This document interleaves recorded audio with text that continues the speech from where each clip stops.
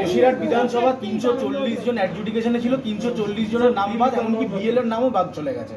অভিযোগ করছে তারা যে কিভাবে এটা সম্ভব। বিএলও বলছে আমার সব ডকুমেন্টস আছে। এটা তো যারা অ্যাডজুডিকেশন করেছেন তাদের প্রশ্ন করতে হবে। কিন্তু প্রচুর ফোন আসছে, আজকেও যেমন আমাদের অফিসে ফোন এসেছে। মানে কোন বিধানসভার কোন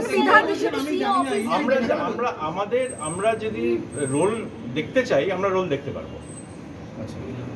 আপনি যেটা বলছেন যে স্ট্যাটিস্টিক্স, যে কত এন্ট্রি হয়েছে এটা আমাদের তো ব্যাপার নয়। আমাদের তো যে রোল এসছে সেই রোল তো আমরা দেখতে পাচ্ছি। স্যার টোটাল কত ডিলিশন কি অ্যাজ অন ডেট সেরকম কোনো ফিগার পাওয়া যাবে?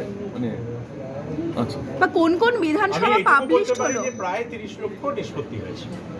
এটা আমরা পেয়েছি, আর ডিলিট মানে জানতে পেরেছি। আর ডিলিটটা 10 লক্ষ আমরা গত সপ্তাহে জেনেছিলাম, তো কত হতে পারে ডিলিট?